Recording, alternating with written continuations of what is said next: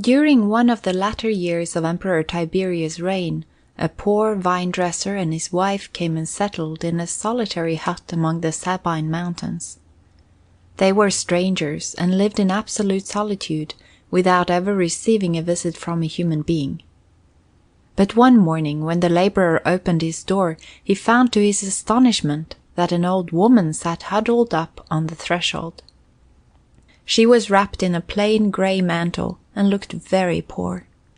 Nevertheless, she impressed him as being so respect-compelling, as she rose and came to meet him, that it made him think of what the legends had to say about goddesses who, in the form of old women, had visited mortals. "My friend," said the old woman to the vine-dresser, "you must not wonder that I have slept this night on your threshold. My parents lived in this hut, and here I was born nearly 90 years ago. I expected to find it empty and deserted. I did not know that people still occupied it." "I do not wonder that you thought a hut which lies so high up among these desolate hills should stand empty and deserted," said the vine-dresser. "But my wife and I come from a foreign land, and as poor strangers we have not been able to find a better dwelling place. But to you, who must be tired and hungry after the long journey, which you at your extreme age have undertaken, it is perhaps more welcome that the hut be occupied by people than by Sabine Mountain wolves. You will at least find a bed within to rest on, and a bowl of goat's milk, and a bread cake, if you will accept them." The old woman smiled a little, but this smile was so fleeting that it could not dispel the expression of deep sorrow which rested upon her countenance. "I spent my entire youth up here among these mountains," she said. "I have not yet forgotten the trick of driving a wolf from his lair." And she actually looked so strong and vigorous that the laborer didn't doubt that she still possessed strength enough, despite her great age, to fight with the wild beasts of the forest. He repeated his invitation, and the old woman stepped into the cottage. She sat down to the frugal meal, and partook of it without hesitancy. Although she seemed to be well satisfied with the fare of coarse bread soaked in goat's milk, both the man and his wife thought, "Where can this old wanderer come from? She has certainly eaten pheasants served on silver plates oftener than she has drunk goat's milk from earthen bowls." Now and then she raised her eyes from the food and looked around, as if to try and realize that she was back in the hut. The poor old home, with its bare clay walls and its earth floor, was certainly not much changed.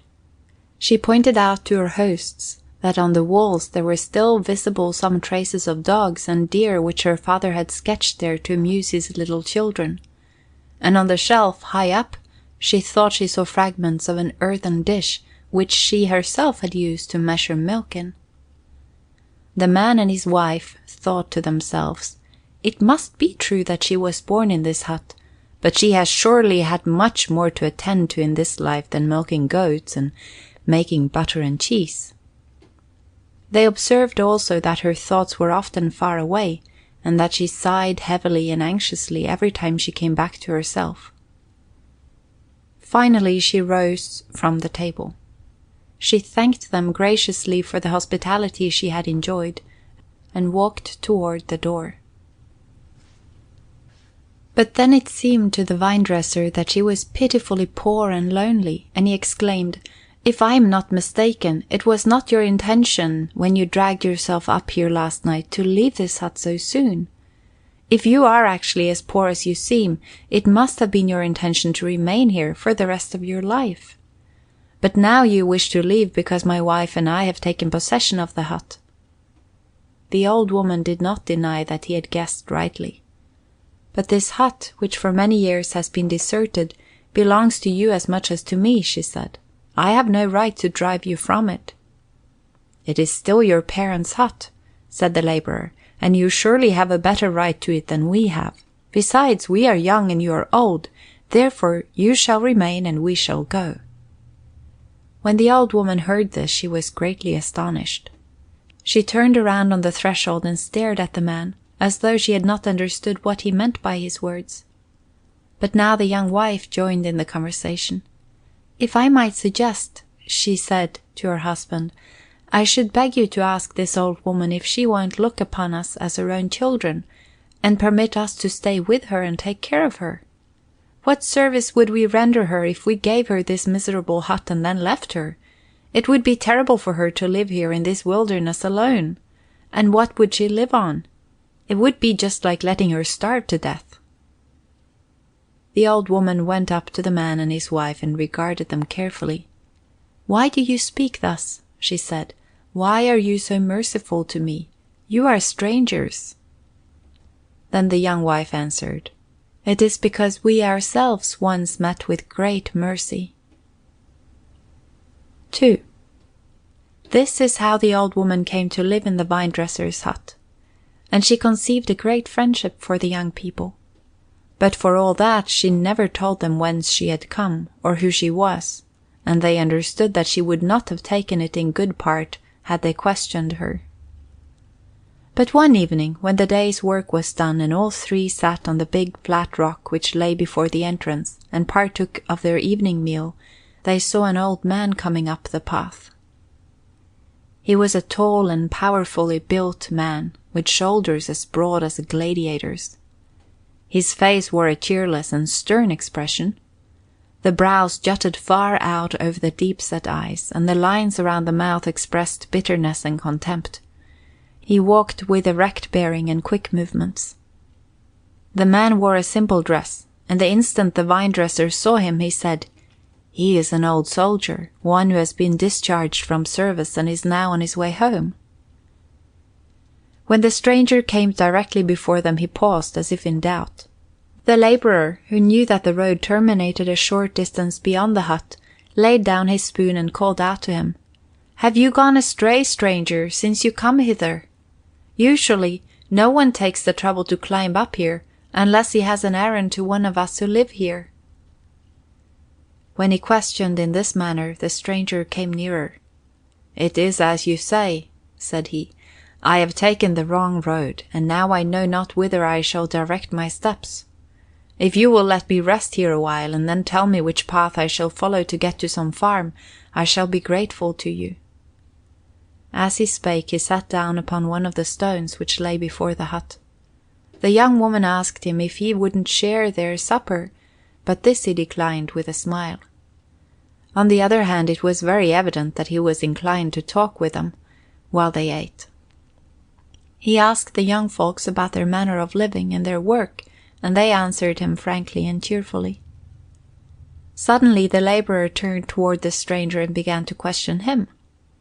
"You see in what a lonely and isolated way we live," said he.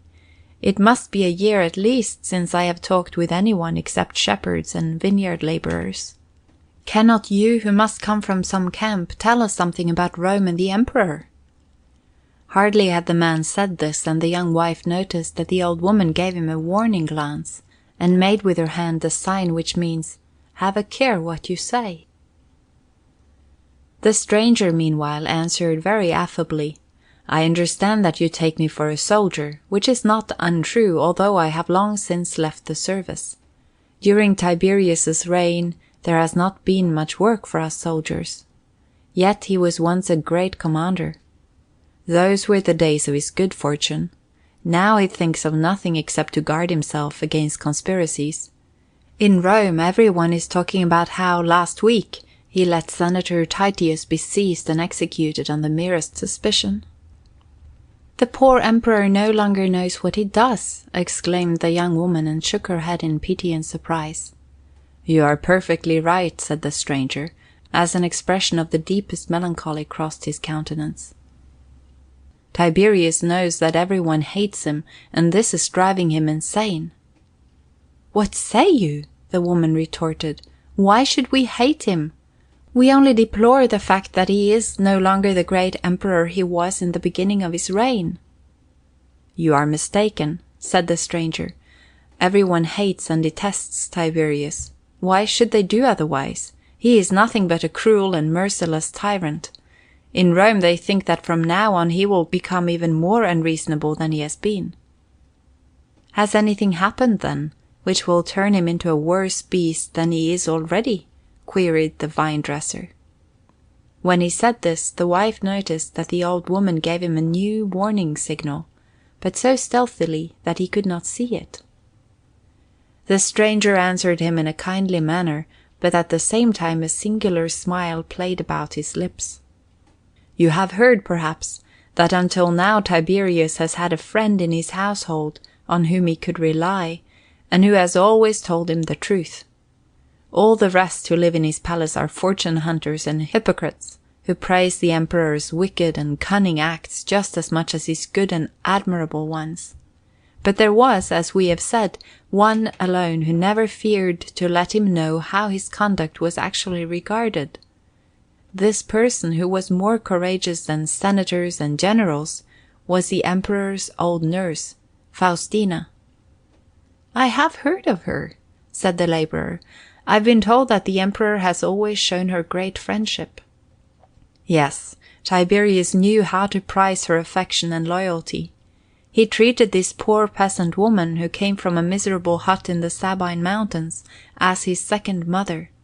As long as he stayed in Rome, he let her live in a mansion on the Palatine, that he might always have her near him.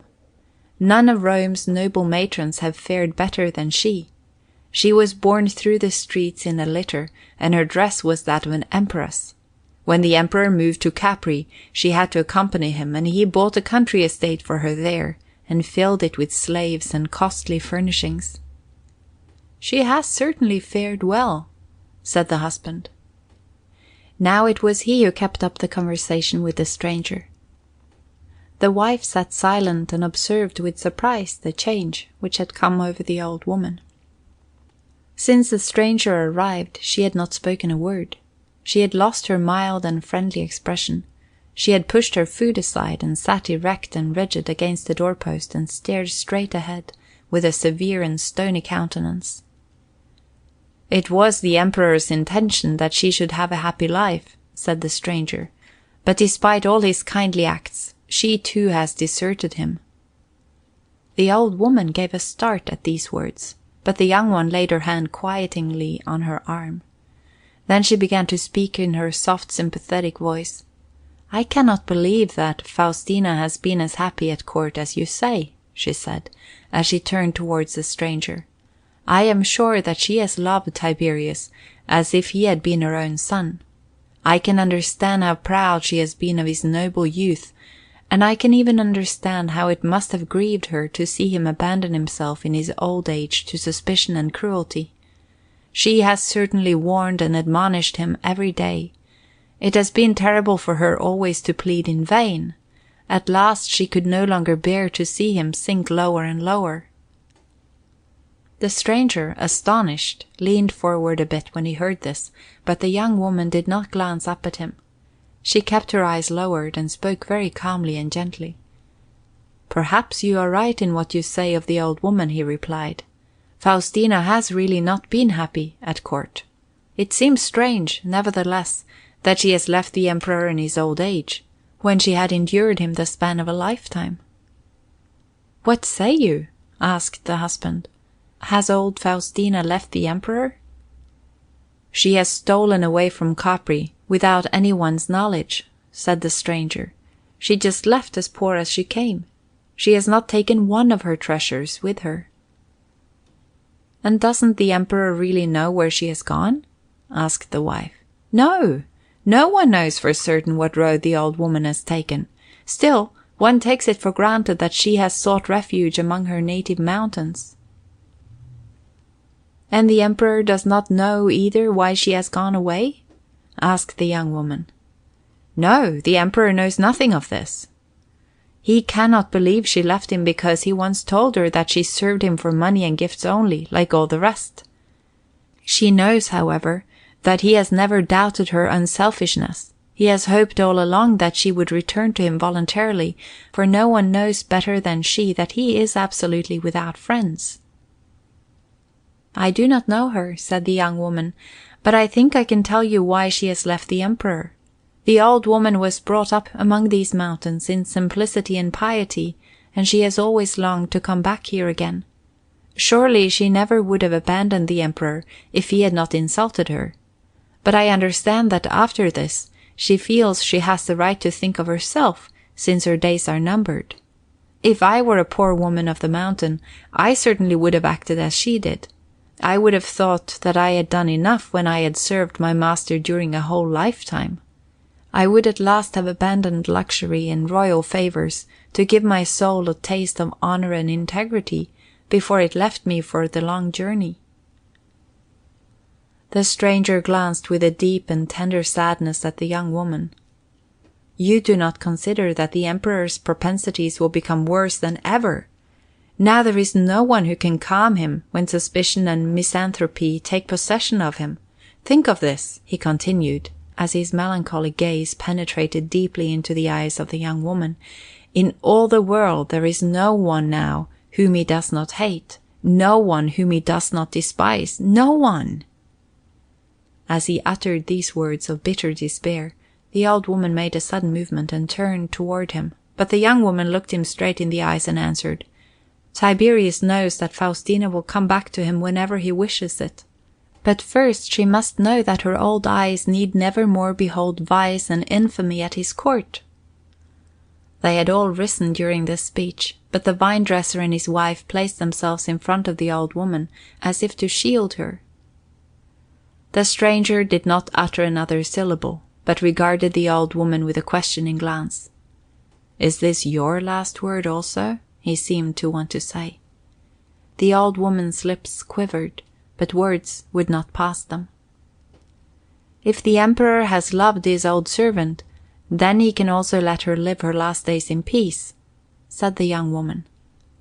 The stranger hesitated still, but suddenly his dark countenance brightened.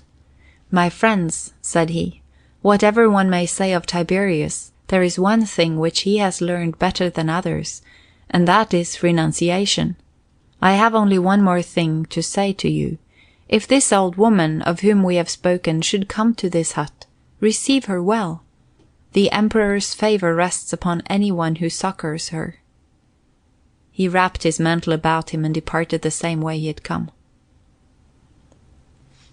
3. After this, the vine-dresser and his wife never again spoke to the old woman about the Emperor. Between themselves they marveled that she, at her great age, had had the strength to renounce all the wealth and power to which she had become accustomed. I wonder if she will not soon go back to Tiberius, they asked themselves. It is certain that she still loves him.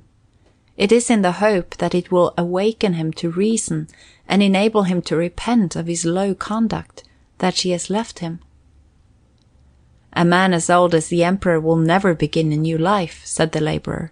How are you going to rid him of his great contempt for mankind? Who could go to him and teach him to love his fellow man? Until this happens, he cannot be cured of suspicion and cruelty. You know that there is one who could actually do it, said the wife. I often think of how it would turn out if the two should meet, but God's ways are not our ways.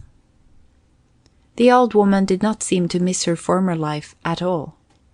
After a time the young woman gave birth to a child. The old woman had the care of it. She seemed so content in consequence that one could have thought she had forgotten all her sorrows. Once every half-year she used to wrap her long grey mantle around her and wander down to Rome. There she did not seek a soul, but went straight to the Forum. Here she stopped outside a little temple, which was erected on one side of the superbly decorated square. All there was of this temple was an uncommonly large altar, which stood in a marble-paved court under the open sky. On the top of the altar, Fortuna, the goddess of happiness, was enthroned, and at its foot was a statue of Tiberius. Encircling the court were buildings for the priests, storerooms for fuel, and stalls for the beasts of sacrifice. Old Faustina's journeys never extended beyond this temple, where those who would pray for the welfare of Tiberius were wont to come. When she cast a glance in there and saw that both the goddesses and the emperor's statue were wreathed in flowers, that the sacrificial fire burned, that throngs of reverent worshippers were assembled before the altar, and heard the priest's low chants sounding thereabouts, she turned around and went back to the mountains. In this way she learned, without having to question a human being, that Tiberius was still among the living, and that all was well with him. The third time she undertook this journey, she met with a surprise. When she reached the little temple, she found it empty and deserted. No fire burned before the statue, and not a worshipper was seen. A couple of dried garlands still hung on one side of the altar, but this was all that testified to its former glory. The priests were gone, and the emperor's statue, which stood there unguarded, was damaged and mud bespattered. The old woman turned to the first passer-by. "What does this mean?" she asked. "Is Tiberius dead? Have we another emperor?" "No," replied the Roman. "Tiberius is still the emperor, but we have ceased to pray for him. Our prayers can no longer benefit him." "My friend," said the old woman, "I live far away in the mountains, where one learns nothing of what happens out in the world. Won't you tell me what a dreadful misfortune has overtaken the emperor?" "The most dreadful of all misfortunes. He has been stricken with a disease which has never before been known in Italy, but which seems to be common in the Orient. Since this evil has befallen the emperor, his features are changed, his voice has become like an animal's grunt, and his toes and fingers are rotting away. And for this illness there appears to be no remedy. They believe that he will die within a few weeks, but if he does not die, he will be dethroned, for such an ill and wretched man can no longer conduct the affairs of state. You understand, of course, that his fate is a foregone conclusion. It is useless to invoke the gods for his success, and it is not worth while," he added with a faint smile. "No one has anything more either to fear or hope from him. Why, then, should we trouble ourselves on his account?" He nodded and walked away, but the old woman stood there as if stunned. For the first time in her life she collapsed, and looked like one whom age has subdued. She stood with a bent back and trembling head, and with hands that groped feebly in the air. She longed to get away from the place, but she moved her feet slowly. She looked around to find something which she could use as a staff. But after a few moments, by a tremendous effort of the will, she succeeded in conquering the faintness. A week later, old Faustina wandered up the steep inclines on the island of Capri. It was a warm day, and the dread consciousness of old age and feebleness came over her as she labored up the winding roads and the hewn-out steps in the mountains which led to Tiberius's villa.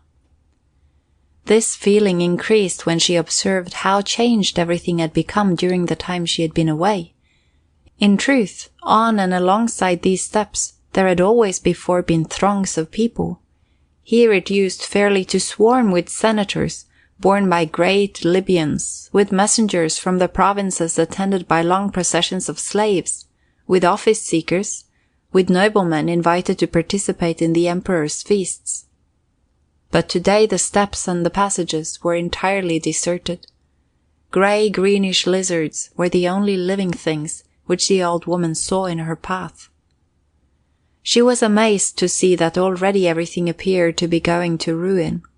At most, the emperor's illness could not have progressed more than 2 months, and yet the grass had already taken root in the cracks between the marble stones.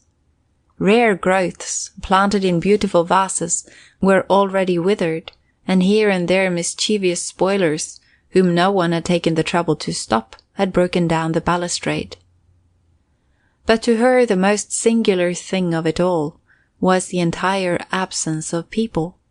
Even if strangers were forbidden to appear on the island, attendants at least should still be found there. The endless crowds of soldiers and slaves, of dancers and musicians, of cooks and stewards, of palace sentinels and gardeners who belonged to the emperor's household. When Faustina reached the upper terrace, she caught sight of 2 slaves, who sat on the steps in front of the villa. As she approached, they rose and bowed to her. "Be greeted, Faustina," said one of them. "It is a god who sends thee to lighten our sorrows." "What does this mean, Milo?" asked Faustina.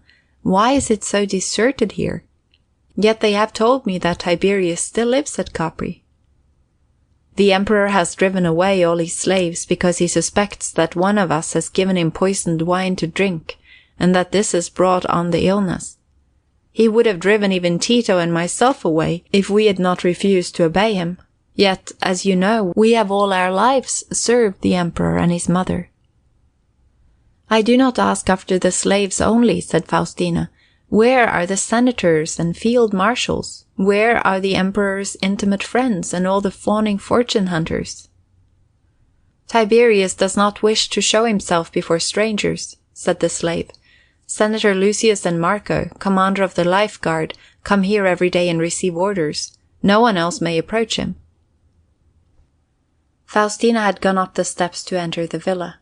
The slave went before her, and on the way she asked, "What say the physicians of Tiberius's illness?" "None of them understands how to treat this illness. They do not even know if it kills quickly or slowly. But this I can tell you, Faustina, Tiberius must die if he continues to refuse all food for fear it may be poisoned. And I know that a sick man cannot stay awake day and night, as the emperor does, for fear he may be murdered in his sleep. If he will trust you as in former days, you might succeed in making him eat and sleep. Thereby you can prolong his life for many days." The slave conducted Faustina through several passages and courts to a terrace, which Tiberius used to frequent to enjoy the view of the beautiful bays and proud Vesuvius. When Faustina stepped out onto the terrace, she saw a hideous creature with a swollen face and animal-like features. His hands and feet were swathed in white bandages, but through the bandages protruded half-rotten fingers and toes.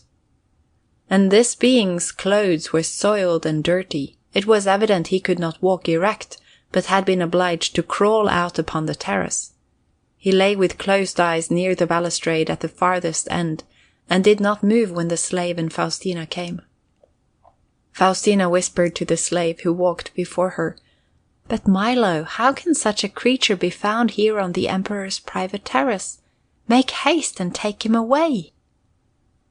But she had scarcely said this when she saw the slave bow to the ground before the miserable creature who lay there. "Caesar Tiberius," said he, "at last I have glad tidings to bring thee." At the same time the slave turned toward Faustina, but he shrank back aghast, and could not speak another word. He did not behold the proud matron who had looked so strong that one might expected that she would live to the age of a sibyl. In this moment she had drooped into impotent age, and the slave saw before him a bent old woman with misty eyes and fumbling hands. Faustina had certainly heard that the emperor was terribly changed, yet never for a moment had she ceased to think of him as the strong man he was when she saw him last. She had also heard someone say that this illness progressed slowly, and that it took years to transform a human being. But here it had advanced with such virulence that it had made the emperor unrecognizable in just 2 months. She tottered up to the emperor. She could not speak, but stood silent beside him and wept. "Are you come now, Faustina?" he said, without opening his eyes. "I lay and fancied that you stood here and wept over me. I dare not look up for fear I will find that it was only an illusion." Then the old woman sat down beside him. She raised his head and placed it on her knee. But Tiberius lay still without looking at her. A sense of sweet repose enfolded him, and the next moment he sank into a peaceful slumber. 5. A few weeks later, one of the emperor's slaves came to the lonely hut in the Sabine Mountains. It drew on toward evening, and the vine-dresser and his wife stood in the doorway and saw the sun set in the distant west. The slave turned out of the path and came up and greeted them. Thereupon he took a heavy purse, which he carried in his girdle, and laid it in the husband's hand. "This Faustina, the old woman to whom you have shown compassion, sends you," said the slave.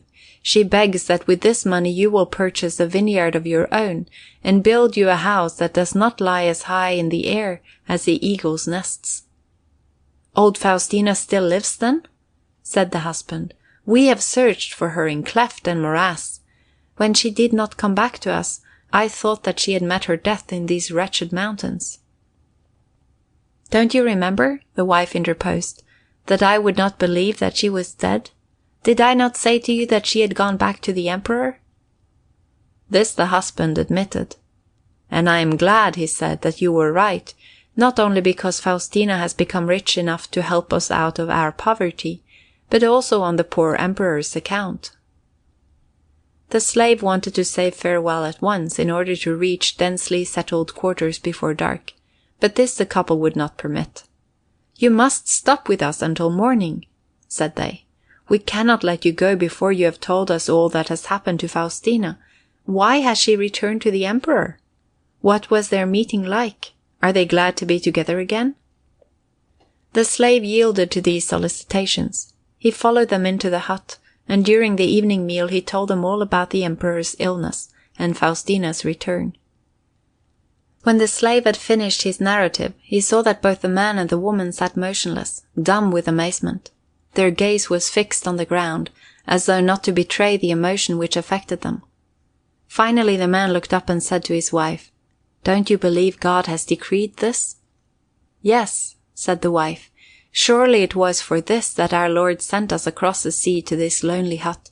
Surely this was his purpose when he sent the old woman to our door." As soon as the wife had spoken these words, the vine-dresser turned again to the slave. "Friend," he said to him, "you shall carry a message from me to Faustina. Tell her this, word for word. Thus your friend the vineyard laborer from the Sabine Mountains greets you. You have seen the young woman, my wife. Did she not appear fair to you and blooming with health? And yet this young woman once suffered from the same disease which now has stricken Tiberius." The slave made a gesture of surprise, but the vine-dresser continued with greater emphasis on his words. "If Faustina refuses to believe my word, tell her that my wife and I came from Palestine in Asia, a land where this disease is common. There the law is such that the lepers are driven from the cities and towns and must live in tombs and mountain grottos. Tell Faustina that my wife was born of deceased parents in a mountain grotto. As long as she was a child she was healthy, but when she grew up into young maidenhood she was stricken with a disease." The slave bowed, smiled pleasantly, and said, "How can you expect that Faustina will believe this? She has seen your wife in her beauty and health, and she must know that there is no remedy for this illness." The man replied, "It were best for her that she believed me. But I am not without witnesses. She can send inquiries over to Nazareth in Galilee. There everyone will confirm my statement." "Is it perchance through a miracle of some god that your wife has been cured?" asked the slave. "Yes, it is as you say," answered the laborer. "One day a rumor reached the sick who lived in the wilderness. 'Behold, a great prophet has arisen in Nazareth of Galilee. He is filled with the power of God's Spirit, and he can cure your illness just by laying his hand upon your forehead.' But the sick, who lay in their misery, would not believe that this rumor was the truth. 'No one can heal us,' they said. 'Since the days of the great prophets, no one has been able to save one of us from this misfortune.' But there was one amongst them who believed, and that was a young maiden. She left the others to seek her way to the city of Nazareth, where the prophet lived. One day, when she wandered over wide plains, she met a man tall of stature, with a pale face and hair which lay in even black curls. His dark eyes shone like stars and drew her toward him. But before they met, she called out to him, 'Come not near me, for I am unclean, but tell me where I can find the prophet from Nazareth.' But the man continued to walk toward her, and when he stood directly in front of her, he said, 'Why seekest thou the prophet of Nazareth?'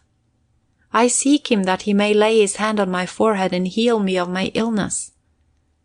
Then the man went up and laid his hand upon her brow. But she said to him, 'What doth it avail me that you lay your hand upon my forehead? You surely are no prophet.' Then he smiled on her and said, 'Go now into the city which lies yonder at the foot of the mountain, and show thyself before the priests.' The sick maiden thought to herself, "He mocks me because I believe I can be healed. From him I cannot learn what I would know." And she went farther. Soon thereafter she saw a man who was going out to hunt, riding across the wide field. When she came so near that he could hear her, she called to him, "Come not close to me, I am unclean. But tell me where I can find the prophet of Nazareth." "What do you want of the prophet?" asked the man, riding slowly toward her. "I wish only that he might lay his hand on my forehead and heal me of my illness." The man rode still nearer. "Of what illness do you wish to be healed?" said he. "Surely you need no physician." "Can't you see that I am a leper?" said she. "I was born of deceased parents in a mountain grotto." But the man continued to approach, for she was beautiful and fair, like a new-blown rose. "You are the most beautiful maiden in Judea," he exclaimed. "Oh, taunt me not you too," said she. "I know that my features are destroyed, and that my voice is like a wild beast's growl." He looked deep into her eyes and said to her, "Your voice is as resonant as a spring brook's when it ripples over pebbles, and your face is as smooth as a coverlet of soft satin." That moment he rode so close to her that she could see her face in the shining mountings which decorated his saddle. "You shall look at yourself here," said he. She did so, and saw a face smooth and soft as a newly formed butterfly wing. "What is this that I see?" she said. "This is not my face." "Yes, it is your face," said the rider. "But my voice, is it not rough? Does it not sound as when wagons are drawn over a stony road?" "No, it sounds like a zither player's sweetest songs," said the rider. She turned and pointed towards the road. "Do you know who that man is just disappearing behind the 2 oaks?" she asked. "It is he whom you lately asked after. It is the prophet from Nazareth," said the man. Then she clasped her hands in astonishment, and tears filled her eyes. "O thou Holy One! O thou messenger of God's power!" she cried. "Thou hast healed me." Then the rider lifted her into the saddle, and bore her to the city at the foot of the mountain, and went with her to the priests and elders, and told them how he had found her. They questioned her carefully, but when they heard that the maiden was born in the wilderness of deceased parents, they would not believe that she was healed.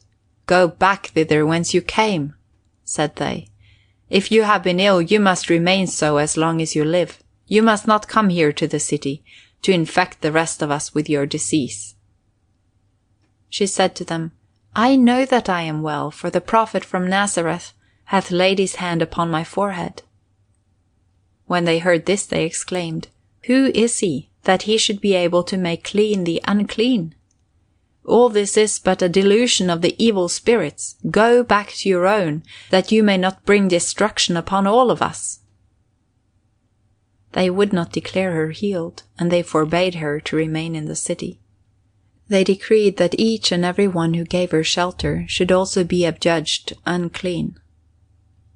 When the priests had pronounced this judgment, the young maiden turned to the man who had found her in the field. "Whither shall I go? Must I go back again to the lepers in the wilderness?" But the man lifted her once more upon his horse and said to her, "No, under no conditions shall you go out to the lepers in their mountain caves, but we two shall travel across the sea to another land, where there are no laws for clean and unclean." But when the vineyard laborer had got thus far in his narrative, the slave arose and interrupted him.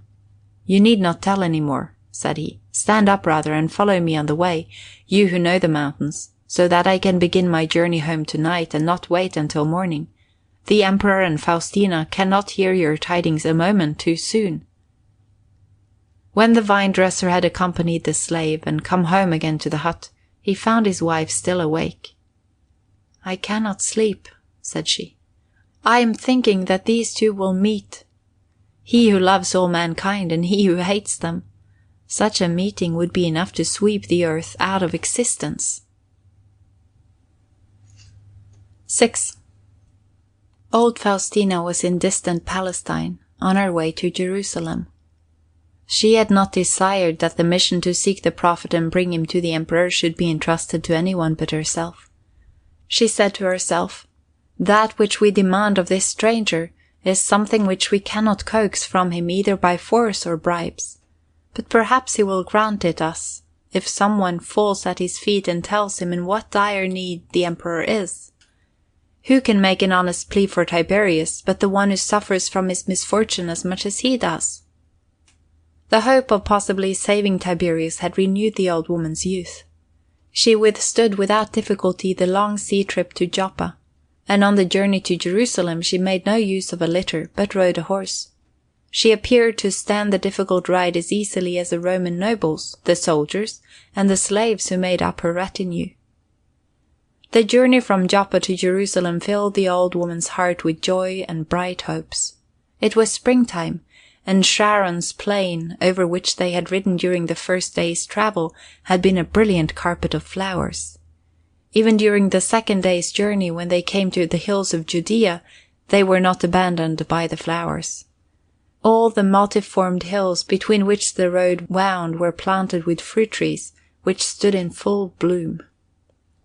And when the travellers wearied of looking at the white and red blossoms of the apricots and persimmons, they could rest their eyes by observing the young vine leaves, which pushed their way through the dark brown branches, and their growth was so rapid that one could almost follow it with the eye. It was not only flowers and spring green that made the journey pleasant, but the pleasure was enhanced by watching the throngs of people who were on their way to Jerusalem this morning. From all the roads and bypaths, from lonely heights and from the most remote corners of the plain came travellers. When they had reached the road to Jerusalem, those who travelled alone formed themselves into companies and marched forward with glad shouts. Round an elderly man who walked on a jogging camel walked his sons and daughters, his sons-in-law and daughters-in-law, and all his grandchildren. It was such a large family that it made up an entire little village. An old grandmother who was too feeble to walk, her sons had taken in their arms, and with pride she let herself be borne among the crowds, who respectfully stepped aside. In truth, it was a morning to inspire joy even in the most disconsolate. To be sure, the sky was not clear, but was overcast with a thin greyish-white mist, but none of the wayfarers thought of grumbling because the sun's piercing brilliancy was dampened. Under this veiled sky the perfume of the budding leaves and blossoms did not penetrate the air as usual, but lingered over roads and fields. And this beautiful day, with its faint mist and hushed winds, which reminded one of night's rest and calm, seemed to communicate to the hastening crowd somewhat of itself, so that they went forward happy, yet with solemnity, singing in subdued voices ancient hymns, or playing upon peculiar old-fashioned instruments, from which came tones like the buzzing of gnats or grasshoppers piping. When old Faustina rode forward among all the people, she became infected with their joy and excitement. She prodded her horse to quicker speed, as she said to a young Roman who rode beside her, "I dreamt last night that I saw Tiberius, and he implored me not to postpone the journey, but to ride to Jerusalem today. It appears as if the gods had wished to send me a warning not to neglect to go there this beautiful morning." Just as she said this, she came to the top of a long mountain ridge, and there she was obliged to halt. Before her lay a large, deep valley basin, surrounded by pretty hills, and from the dark, shadowy depths of the vale rose the massive mountain which held on its head the city of Jerusalem. But the narrow mountain city, with its walls and towers, which lay like a jewelled coronet upon the cliff's smooth height, was this day magnified 1,000-fold. All the hills which encircled the valley were bedecked with gay tents, and with a swarm of human beings. It was evident to Faustina that all the inhabitants were on their way to Jerusalem to celebrate some great holiday. Those from a distance had already come, and had managed to put their tents in order. On the other hand, those who lived near the city were still on their way. Along all the shining rock heights one saw them come streaming in like an unbroken sea of white robes, of songs, of holiday cheer. For some time the old woman surveyed these seething throngs of people and the long rows of tent poles.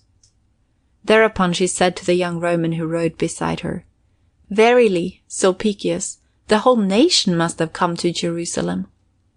"It really appears like it," replied the Roman, who had been chosen by Tiberius to accompany Faustina because he had, during a number of years, lived in Judea. "They celebrate now the great spring festival, and at this time all the people, both old and young, come to Jerusalem."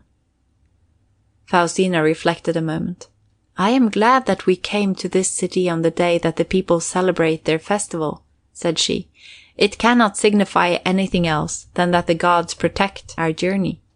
Do you think it likely that he whom we seek, the prophet of Nazareth, has also come to Jerusalem to participate in the festivities?" "You are surely right, Faustina," said the Roman. "He must be here in Jerusalem. This is indeed a decree of the gods. Strong and vigorous though you be, you may consider yourself fortunate if you escape making the long and troublesome journey up to Galilee." At once he rode over to a couple of wayfarers and asked them if they thought the prophet of Nazareth was in Jerusalem. "We have seen him here every day at this season," answered one. "Surely he must be here even this year, for he is a holy and righteous man." The woman stretched forth her hand and pointed towards a hill, which lay east of the city. "Do you see the foot of that mountain, which is covered with olive trees?" she said. "It is there that the Galileans usually raise their tents, and there you will get the most reliable information about him whom you seek." They journeyed farther, and travelled on a winding path all the way down to the bottom of the valley, and then they began to ride up towards Zion's hill, to reach the city on its heights. The woman who had spoken went along the same way. The steep ascending road was encompassed here by low walls, and upon these countless beggars and cripples sat or lolled. "Look," said the woman who had spoken, pointing to one of the beggars who sat on the wall. "There is a Galilean. I recollect that I have seen him among the prophet's disciples. He can tell you where you will find him you seek." Faustina and Sulpicius rode up to the man who had been pointed out to her. He was a poor old man with a heavy iron-grey beard.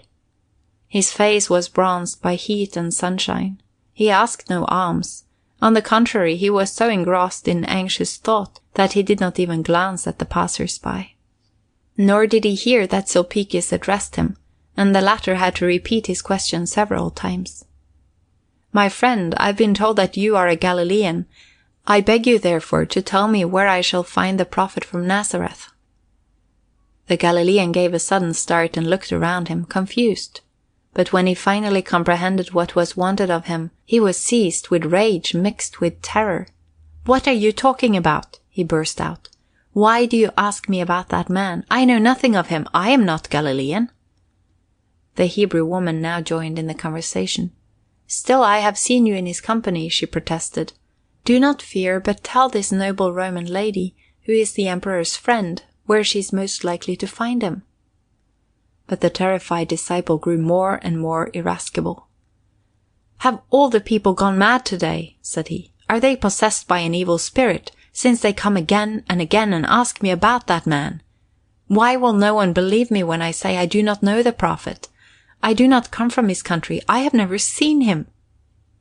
His irritability attracted attention, and a couple of beggars who sat on the wall beside him also began to dispute his word. "Certainly you were among his disciples," said one. "We all know that you came with him from Galilee." Then the man raised his arm toward heaven and cried, "I could not endure it in Jerusalem today on that man's account, and now they will not even leave me in peace out here among the beggars. Why don't you believe me when I say to you that I have never seen him?" Faustina turned away with a shrug. "Let us go farther," said she. "The man is mad. From him we will learn nothing." They went farther up the mountain. Faustina was not more than 2 steps from the city gate when the Hebrew woman who had wished to help her find the prophet called to her to be careful. She pulled in her reins and saw that a man lay on the road, just in front of the horse's feet, where the crush was greatest. It was a miracle that he had not already been trampled to death by animals or people. The man lay upon his back and stared upward with lustreless eyes. He did not move, although the camels placed their heavy feet close beside him. He was poorly clad, and besides he was covered with dust and dirt. In fact, he had thrown so much gravel over himself that it looked as if he tried to hide himself, to be more easily overridden and trampled down. "What does this mean? Why does this man lie here on the road?" asked Faustina. Instantly the man began shouting to passers-by. "In mercy, brothers and sisters, drive your horses and camels over me. Do not turn aside from me. Trample me to dust. I have betrayed innocent blood. Trample me to dust." Sulpicius caught Faustina's horse by the bridle and turned it to one side. "It is a sinner who wants to do penance," said he. "Do not let this delay your journey. These people are peculiar, and one must let them follow their own bent." The man in the road continued to shout, "Set your heels on my heart. Let the camels crush my breast and the asses dig their hoofs into my eyes." But Faustina seemed loath to ride past the miserable man without trying to make him rise. She remained all the while beside him. The Hebrew woman who had wished to serve her once before pushed her way forward again. "This man also belonged to the prophet's disciples," said she. "Do you wish me to ask him about his master?" Faustina nodded affirmatively, and the woman bent down over the man. "What have you Galileans done this day with your master?" she asked. "I meet you scattered on highways and byways, but him I see nowhere." But when she questioned in this manner, the man who lay in the dust rose to his knees. "What evil spirit hath possessed you to ask me about him?" he said, in a voice that was filled with despair. "You see surely that I have lain down in the road to be trampled to death. Is not that enough for you? Shall you come also and ask me what I have done with him?" When she repeated the question, the man staggered to his feet and put both hands to his ears. "Woe unto you, that you cannot let me die in peace!" he cried. He forced his way through the crowds that thronged in front of the gate, and rushed away shrieking with terror, while his torn robe fluttered around him like dark wings. "It appears to me as though we had come to a nation of madmen," said Faustina, when she saw the man flee. She had become depressed by seeing these disciples of the prophet. Could the man who numbered such fools among his followers do anything for the emperor? Even the Hebrew woman looked distressed, and she said very earnestly to Faustina, "Mistress, delay not in your search for him whom you would find. I fear some evil has befallen him, since his disciples are beside themselves and cannot bear to hear him spoken of." Faustina and her retinue finally rode through the gate archway, and came in on the narrow and dark streets, which were alive with people. It seemed well nigh impossible to get through the city. The riders time and again had to stand still. Slaves and soldiers tried in vain to clear the way. The people continued to rush on in a compact, irresistible stream. "Verily," said the old woman, "the streets of Rome are peaceful pleasure gardens compared with these." Sulpicius soon saw that almost insurmountable difficulties awaited them. "On these overcrowded streets it is easier to walk than to ride," said he. "If you are not too fatigued, I should advise you to walk to the governor's palace. It is a good distance away, but if we ride we certainly will not get there until after midnight." Faustina accepted the suggestion at once. She dismounted and left her horse with one of the slaves. Thereupon the Roman travelers began to walk through the city. This was much better. They pushed their way quickly toward the heart of the city, and Sulpicius showed Faustina a rather wide street, which they were nearing. "Look, Faustina," he said, "if we take this street, we will soon be there. It leads directly down into our quarters." But just as they were about to turn into the street, the worst obstacle met them. It happened that the very moment when Faustina reached the street which extended from the governor's palace to Righteousness's Gate in Golgotha, they brought through it a prisoner, who was to be taken out and crucified. Before him ran a crowd of wild youths who wanted to witness the execution. They raced up the street, waved their arms in rapture toward the hill, and emitted unintelligible howls in their delight at being allowed to view something which they did not see every day. Behind them came companies of men in silken robes, who appeared to belong to the city's elite and foremost. Then came women, many of whom had tear-stained faces. A gathering of poor and maimed staggered forward, uttering shrieks that pierced the ears. "O God," they cried, "save him! Send thine angel and save him! Send a deliverer in his direst need!" Finally there came a few Roman soldiers on great horses. They kept guard so that none of the people could dash up to the prisoner and try to rescue him. Directly behind them followed the executioners, whose task it was to lead forward the man who was to be crucified. They had laid a heavy wooden cross over his shoulder, but he was too weak for this burden. It weighed him down so that his body was almost bent to the ground. He held his head down so far that no one could see his face.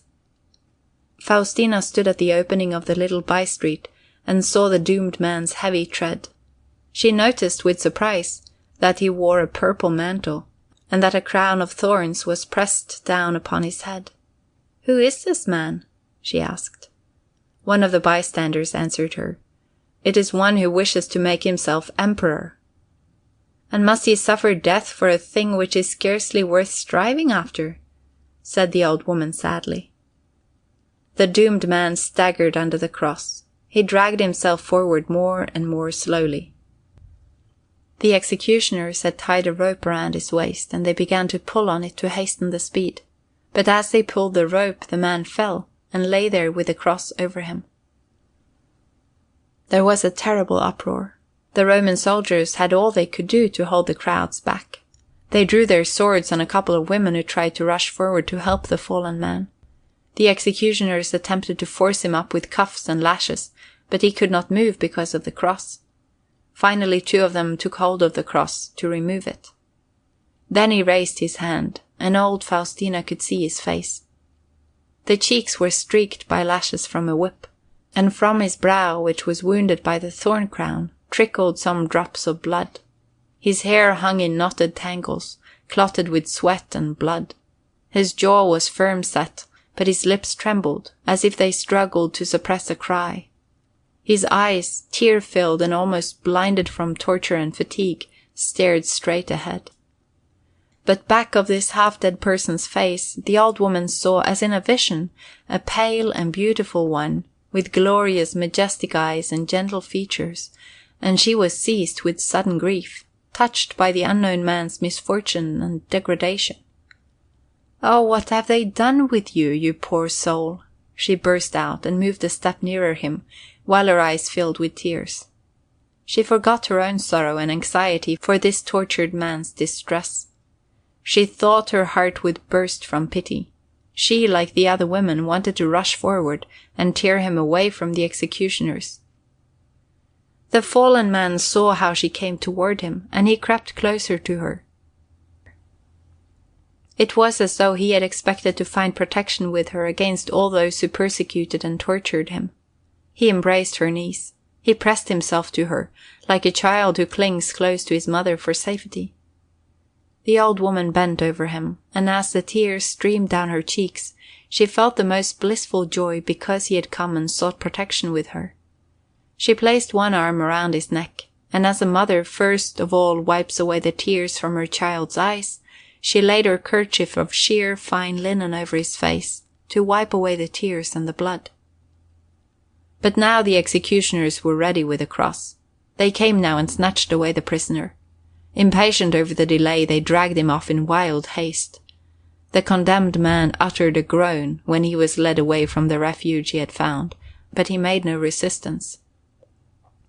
Faustina embraced him to hold him back, but when her feeble old hands were powerless and she saw him borne away, she felt as if someone had torn from her her own child, and she cried, "No! No!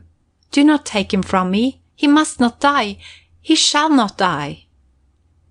She felt the most intense grief and indignation because he was being led away. She wanted to rush after him. She wanted to fight with the executioners and tear him from them. But with the first step she took, she was seized with weakness and dizziness. Sulpicius made haste to place his arm around her, to prevent her from falling. On one side of the street he saw a little shop, and carried her in. There was neither bench nor chair inside, but the shopkeeper was a kindly man. He helped her over to a rug, and arranged a bed for her on the stone floor. She was not unconscious, but such a great dizziness had seized her that she could not sit up, but was forced to lie down. "She has made a long journey today, and the noise and crush in the city have been too much for her," said Sulpicius to the merchant. "She is very old, and no one is so strong as not to be conquered by age." "This is a trying day even for one who is not old," said the merchant. "The air is almost too heavy to breathe. It would not surprise me if a severe storm were in store for us." Sulpicius bent over the old woman. She had fallen asleep, and she slept with calm, regular respirations after all the excitement and fatigue. He walked over to the shop door, stood there, and looked at the crowds while he awaited her waking.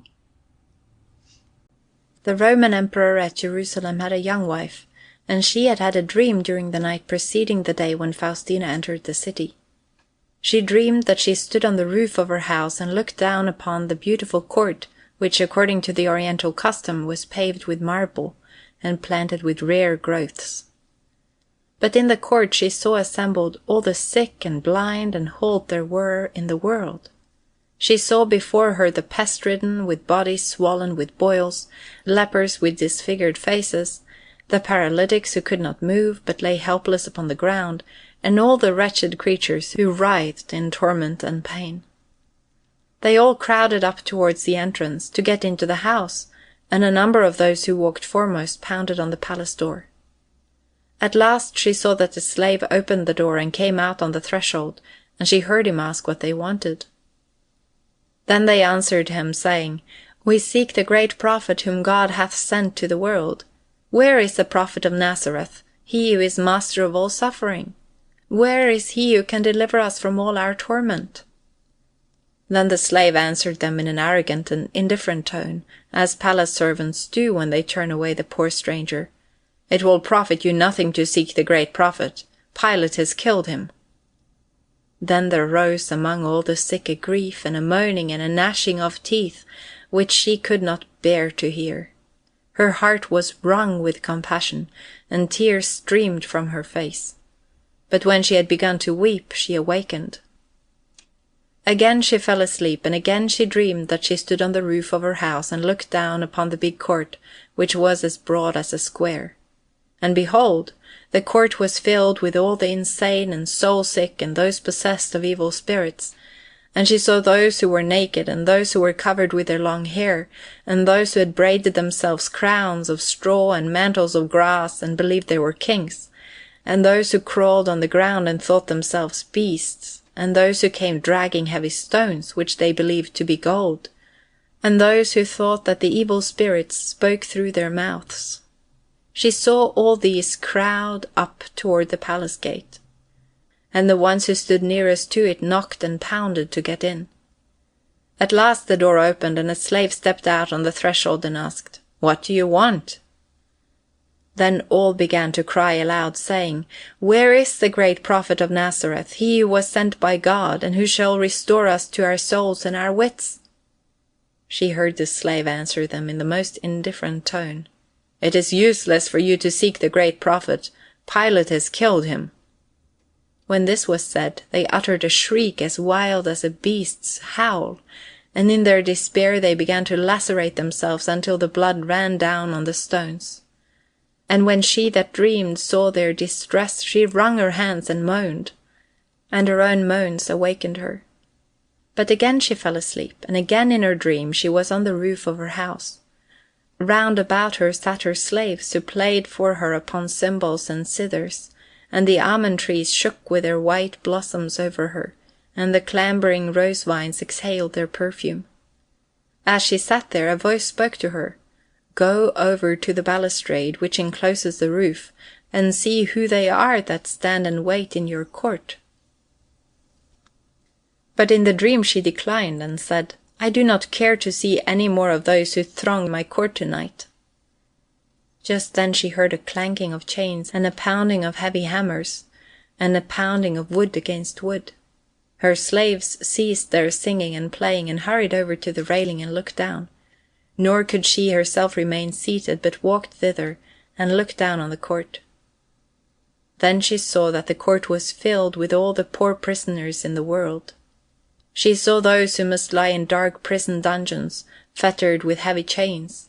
She saw those who labored in the dark mines come dragging their heavy planks, and those who were rowers on war galleys come with their heavy iron-bound oars, and those who were condemned to be crucified came dragging their crosses, and those who were to be beheaded came with their broad-axes.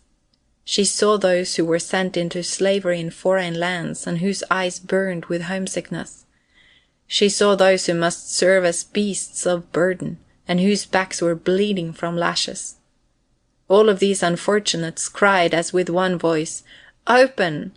Open!" Then the slave who guarded the entrance stepped to the door and asked, "What is it that you wish?" And these answered like the others, "We seek the great prophet of Nazareth, who has come to the world to give the prisoners their freedom, and the slaves their lost happiness." The slave answered them in a tired and indifferent tone, "You cannot find him here. Pilate has killed him."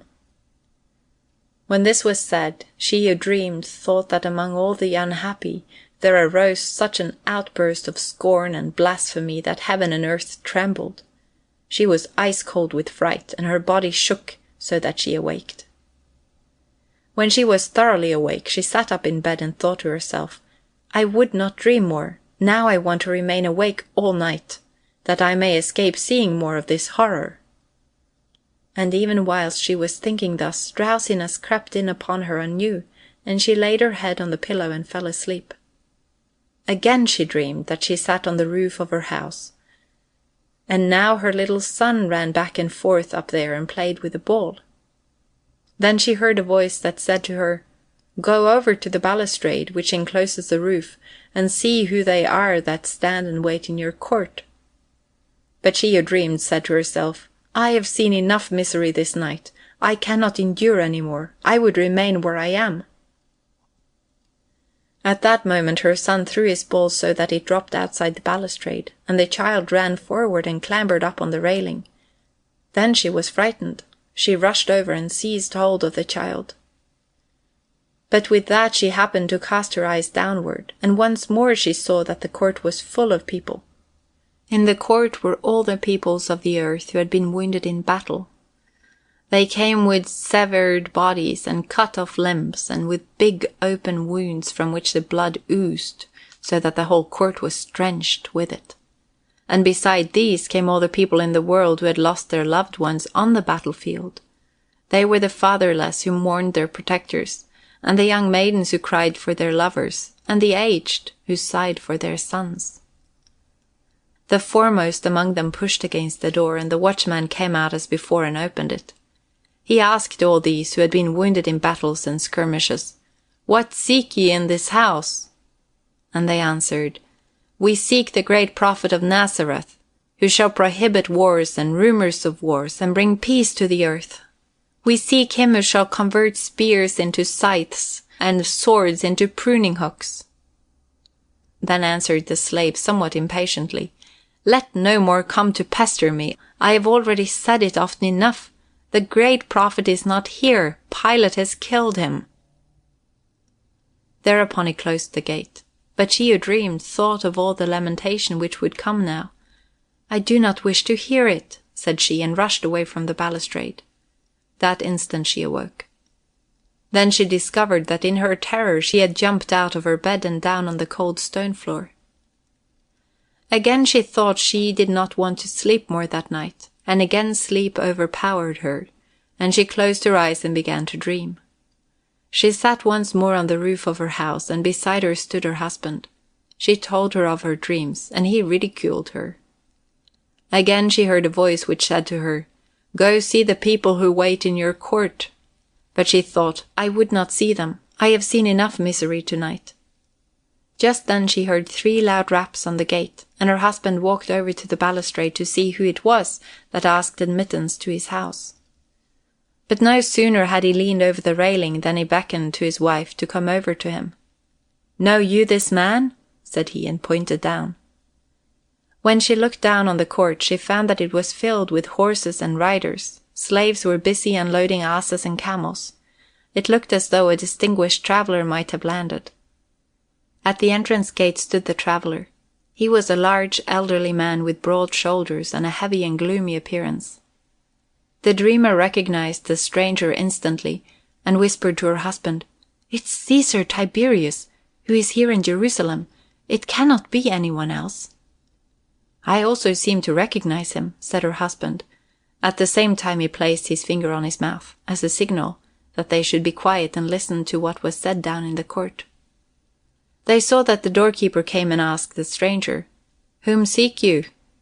And the traveler answered, "I seek the great prophet of Nazareth, who is endowed with God's power to perform miracles.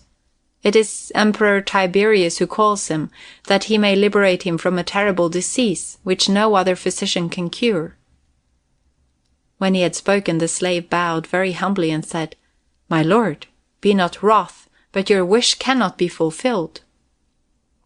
Then the emperor turned toward his slaves, who waited below in the court, and gave them a command. Then the slaves hastened forward, some with handfuls of ornaments, others carried goblets studded with pearls, others again dragged sacks filled with gold coins.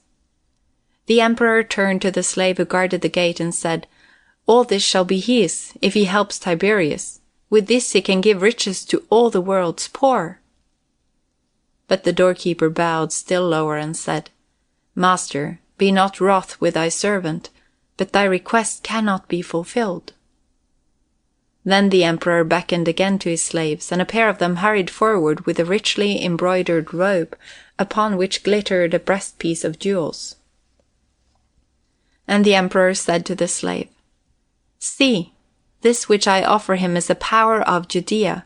He shall rule his people like the highest judge, if he will only come and heal Tiberius." The slave bowed still nearer the earth and said, "Master, it is not within my power to help you." Then the emperor beckoned once again, and his slaves rushed up with a golden coronet and a purple mantle. "See," he said, "this is the emperor's will. He promises to appoint the prophet his successor and give him dominion over the world. He shall have power to rule the world according to his God's will, if he will only stretch forth his hand and heal Tiberius." Then the slave fell at the emperor's feet and said in an imploring tone, "Master, it does not lie in my power to attend to thy command. He whom thou seekest is no longer here. Pilate hath killed him."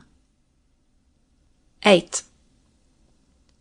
When the young woman awoke, it was already full clear day, and her female slaves stood and waited that they might help her dress. She was very silent while she dressed, but finally she asked the slave who arranged her hair if her husband was up. She learned that he had been called out to pass judgment on a criminal. "I should have liked to talk to him," said the young woman. "Mistress," said the slave, "it will be difficult to do so during the trial. We will let you know as soon as it is over." She sat silent now until her toilet was completed. Then she asked, "Has any among you heard of the prophet of Nazareth?" "The prophet of Nazareth is a Jewish miracle performer," answered one of the slaves instantly. "It is strange, mistress, that you should ask after him today," said another slave. "It is just he whom the Jews have brought here to the palace, to let him be tried by the governor."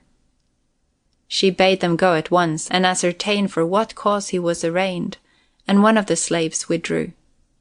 When she returned, she said, "They accuse him of wanting to make himself king over this land, and they entreat the governor to let him be crucified." When the governor's wife heard this, she grew terrified and said, "I must speak with my husband, otherwise a terrible calamity will happen here this day." When the slaves said once again that this was impossible, she began to weep and shudder. And one among them was touched, so she said, "If you will send a written message to the governor, I will try to take it to him." Immediately she took a stylus and wrote a few words on a wax tablet, and this was given to Pilate. But him she did not meet alone the whole day, for when he had dismissed the Jews, and the condemned man was taken to the place of execution, the hour for repast was come, and to this Pilate had invited a few of the Romans who visited Jerusalem at this season.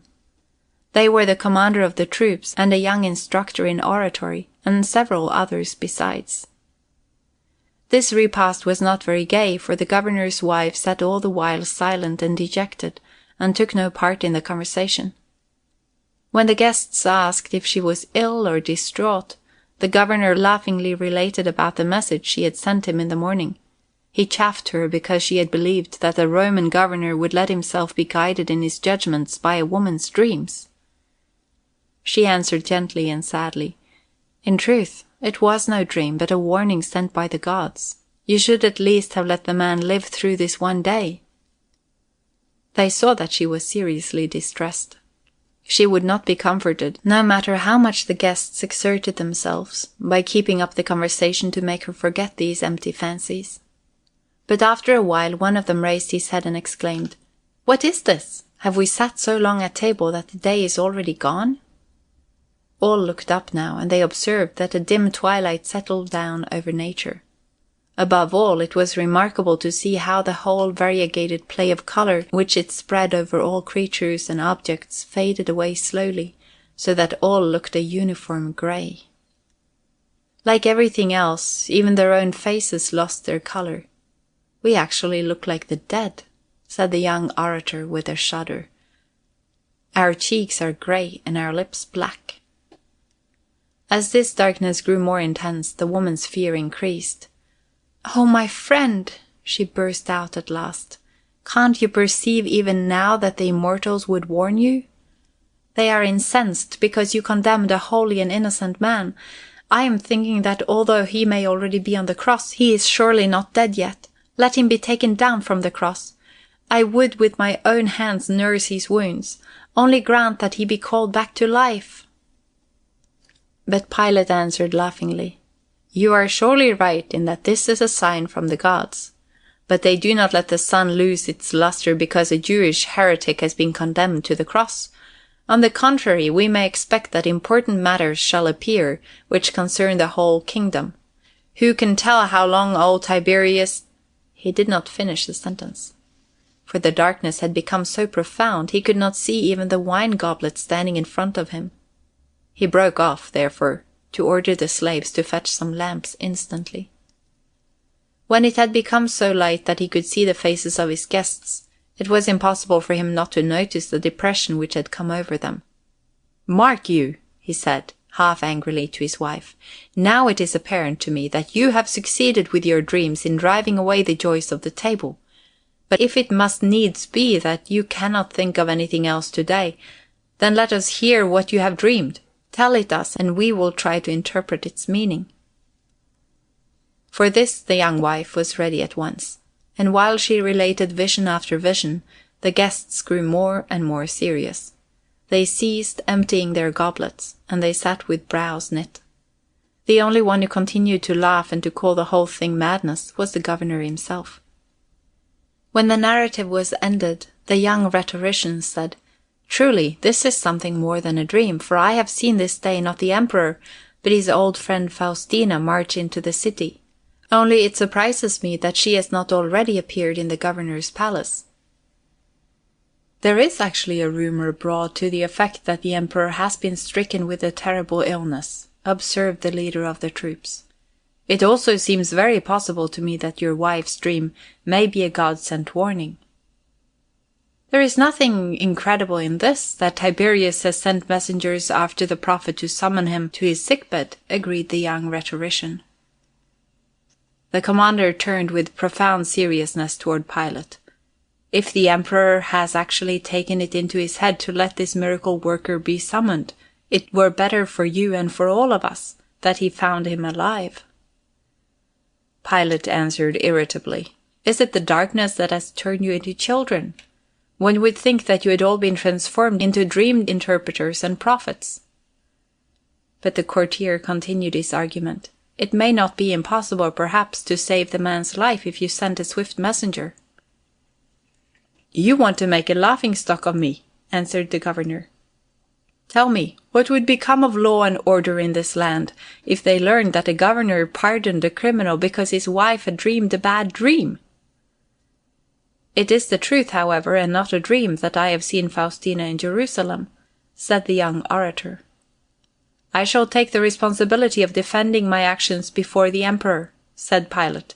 "He will understand that this visionary, who let himself be misused by my soldiers without resistance, would not have had the power to help him."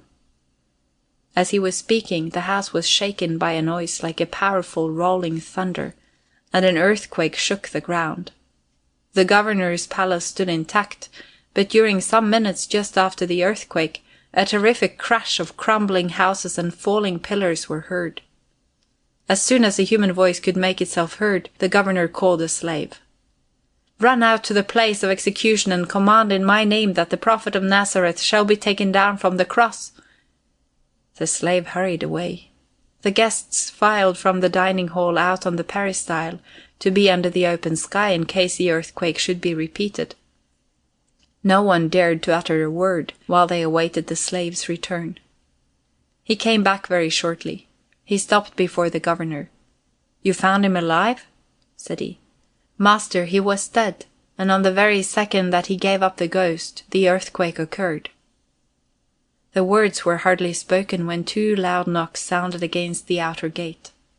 When these knocks were heard, they all staggered back and leaped up, as though it had been a new earthquake. Immediately afterwards a slave came up. "It is the noble Faustina and the emperor's kinsman Sulpicius. They are come to beg you help them find the prophet from Nazareth." A low murmur passed through the peristyle, and soft footfalls were heard.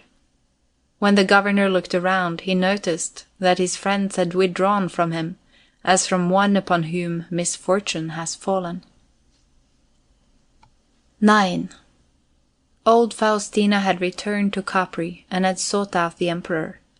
She told him her story, and while she spoke she hardly dared look at him. During her absence the illness had made frightful ravages, and she thought to herself, "If there had been any pity among the celestials, they would have let me die before being forced to tell this poor tortured man that all hope is gone." To her astonishment, Tiberius listened to her with the utmost indifference. When she related how the great miracle performer had been crucified the same day that she had arrived in Jerusalem, and how near she had been to saving him, she began to weep under the weight of her failure. But Tiberius only remarked, "You actually grieve over this? Oh, Faustina! A whole lifetime in Rome has not weaned you then of faith in sorcerers and miracle workers, which you imbibed during your childhood in the Sabine Mountains." Then the old woman perceived that Tiberius had never expected any help from the prophet of Nazareth. "Why did you let me make the journey to that distant land, if you believed all the while that it was useless?" "You are the only friend I have," said the emperor. "Why should I deny your prayer, so long as I still have the power to grant it?" But the old woman did not like it that the emperor had taken her for a fool. "Oh, this is your usual cunning," she burst out. "This is just what I can tolerate least in you." "You should not have come back to me," said Tiberius. "You should have remained in the mountains."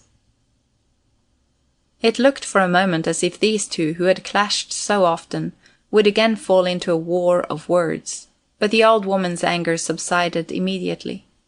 The times were past when she could quarrel in earnest with the emperor. She lowered her voice again, but she could not altogether relinquish every effort to obtain justice. "But this man was really a prophet," she said. "I have seen him. When his eyes met mine, I thought he was a god. I was mad to allow him to go to his death." "I am glad you let him die," said Tiberius. "He was a traitor and a dangerous agitator." Faustina was about to burst into another passion, then checked herself. "I have spoken with many of his friends in Jerusalem about him," said she. "He had not committed the crimes for which he was arraigned." "Even if he had not committed just these crimes, he was surely no better than anyone else," said the emperor wearily. "Where will you find the person who during his lifetime has not 1,000 times deserved death? But these remarks of the emperor decided Faustina to undertake something which she had until now hesitated about. "I will show you a proof of his power," said she. "I said to you just now that I laid my kerchief over his face. It is the same kerchief which I hold in my hand. Will you look at it a moment?" She spread the kerchief out before the emperor, and he saw delineated thereon the shadowy likeness of a human face. The old woman's voice shook with emotion as she continued. "This man saw that I loved him. I know not by what power he was enabled to leave me his portrait, but my eyes fill up with tears when I see it." The emperor leaned forward and regarded the picture, which appeared to be made up of blood and tears and the dark shadows of grief. Gradually the whole face stood out before him, exactly as it had been imprinted upon the kerchief. He saw the blood drops on the forehead, the piercing thorn crown, the hair, which was matted with blood, and the mouth whose lips seemed to quiver with agony. He bent down closer and closer to the picture. The face stood out clearer and clearer. From out the shadow-like outlines, all at once, he saw the eyes sparkle as with hidden life. And while they spoke to him of the most terrible suffering, they also revealed a purity and sublimity which he had never seen before. He lay upon his couch and drank in the picture with his eyes. "Is this a mortal?" he asked softly and slowly. "Is this a mortal?" Again he lay still and regarded the picture. The tears began to stream down his cheeks. "I mourn over thy death, thou unknown," he whispered. "Faustina," he cried out at last, "why did you let this man die? He would have healed me." And again he was lost in the picture. "O man," he said after a moment, "if I cannot gain my health from thee, I can still avenge thy murder. My hand shall rest heavily upon those who have robbed me of thee." Again he lay still a long time. Then he let himself glide down to the floor, and he knelt before the picture. "Thou art man," said he. "Thou art that which I never dreamed I should see." And he pointed to his disfigured face and destroyed hands. "I and all others are wild beasts and monsters, but thou art man." He bowed his head so low before the picture that it touched the floor. "Have pity on me, thou unknown," he sobbed, and his tears watered the stones. "If thou hadst lived, thy glance alone would have healed me," he said. The poor old woman was terror-stricken over what she had done. It would have been wiser not to show the emperor the picture, thought she. From the start she had been afraid that if he should see it his grief would be too overwhelming. And in her despair over the emperor's grief, she snatched the picture away as if to remove it from his sight. The emperor looked up, and lo! His features were transformed, and he was as he had been before the illness. It was as if the illness had had its root and sustenance in the contempt and hatred of mankind which had lived in his heart, and it had been forced to flee the very moment he had felt love and compassion. The following day Tiberius dispatched 3 messengers. The first messenger traveled to Rome with a command that the Senate should institute investigations as to how the governor of Palestine administered his official duties, and punish him should it appear that he oppressed the people and condemned the innocent to death. The second messenger went to the vineyard laborer and his wife, to thank them and reward them for the counsel they had given the emperor, and also to tell them how everything had turned out. When they had heard all, they wept silently, and the man said, "I know that all my life I shall ponder what would have happened if these 2 had met." But the woman answered, "It could not happen in any other way. It was too great a thought that these 2 should meet. God knew that the world could not support it." The third messenger traveled to Palestine and brought back with him to Capri some of Jesus' disciples, and these began to teach there the doctrine that had been preached by the crucified one. When the disciples landed at Capri, old Faustina lay upon her deathbed. Still they had time before her death to make her a follower of the great prophet and to baptize her. And in the baptism she was called Veronica, because to her it had been granted to give to mankind the true likeness of their Saviour.